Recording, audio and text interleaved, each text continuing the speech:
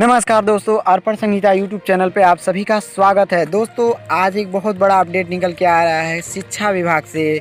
नई शिक्षा जिसका जिक्र लगभग कई महीनों से चल रहा था। 30 वर्षों के बाद नई शिक्षा नीति पर आखिरकार आज मुहर लग ही गई।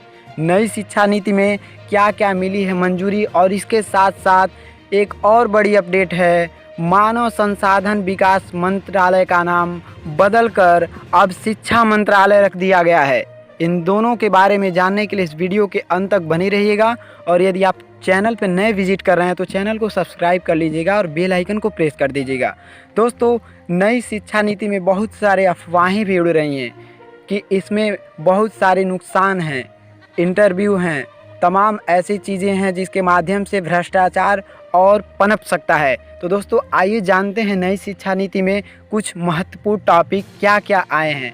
तो दोस्तों नई शिक्षा नीति के माध्यम से SSRA state school regulatory authority बनेगी, जिसके चीफ शिक्षा विभाग से जुड़े होंगे। सेकेंड ऑप्शन है 4 ईयर इंटीग्रेटेड बीएड होगा, जो इंटर के बाद तत्काल किया जा सकता है। सेकेंड ईयर बीएड जो होगा वह ग्रेजुएशन के बाद और परास्नातक के बाद 1 ईयर का बीएड कोर्स चलाया जाएगा। इसके अलावा early childhood care and education ECCE के अंतर्गत प्री प्राइमरी शिक्षा आंगनवाड़ी और स्कूलों के माध्यम से होंगे। टेट अब हायर सेकेंडरी लेवल तक लागू होगा। अब तक केवल टेट 1 to 5 और 6 to 8 तक लागू होता था, लेकिन अब टेट हायर सेकेंडरी स्कूल तक लागू होगा। दोस्तों इसके अलावा शिक्षकों को गैर शैक्षणिक कार्यों से हटाया जाएगा। जैसे चुनाव में ड्यूटी लग जाता था, VLO इत्यादि MDM में भी शिक्षक नहीं रहेंगे, यानी VLO से भी ड्यूटी से शिक्षक हटेंगे, MDM से भी शिक्षक हटेंगे।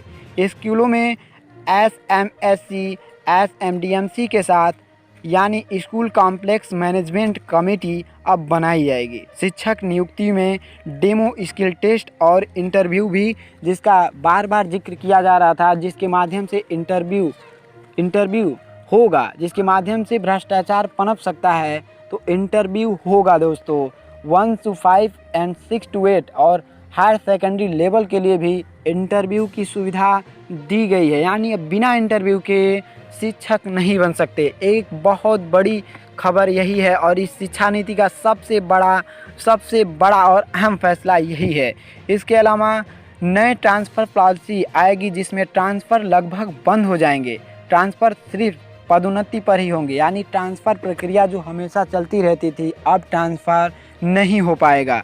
इसके अलावा ग्रामीण इलाकों में स्टाफ क्वार्टर बनाए जाएंगे, यानी केंद्रीय विद्यालयों की तर्ज पर अब इसमें भी ग्रामीण इलाकों में स्टाफ क्वार्टर्स बनाए जाएंगे। कहीं रहने की सुविधा दी जाएगी, रहने की दुविधा अब नहीं रहेगी।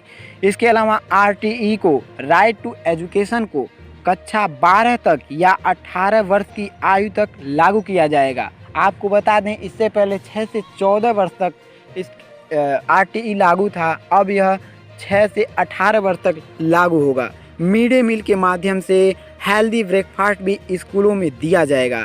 इसके अलावा 3 लैंग्वेज बेस्ड स्कूल शिक्षा होगी। फॉरेन लैंग्वेज कोर्स भी स्कूलों में शुरू होंगे, यानी विदेशों के लैंग्वेज भी यहाँ पर अब पढ़ाए जाएंगे। विज्ञान और गणित को बढ़ावा दिया जाएगा। हर सीनियर सेकेंडरी स्कूल में साइंस और मैथ विषय निश्चित रूप से अनिवार्य होंगे।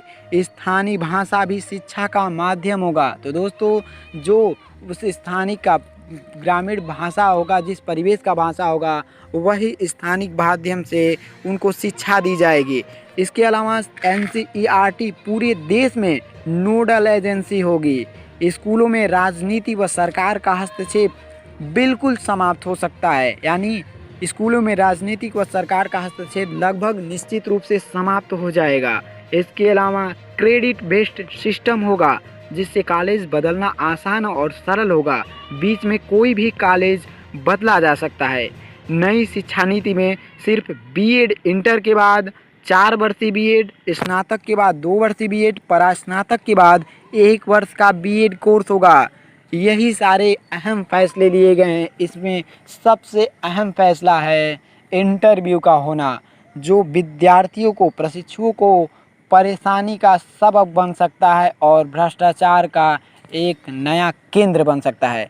दोस्तों, ये वीडियो कैसी लगी इसके बारे में कमेंट कीजिएगा और शिक्षा नीति के बारे में और अधिक अपडेट लेकर अगली वीडियो में उपस्थित होंगे। तब तक आप हमारे चैनल को सब्सक्राइब कर लीजिएगा और बेल आइकन को प्रेस कर दीजिएगा। धन्यवाद दोस्तों।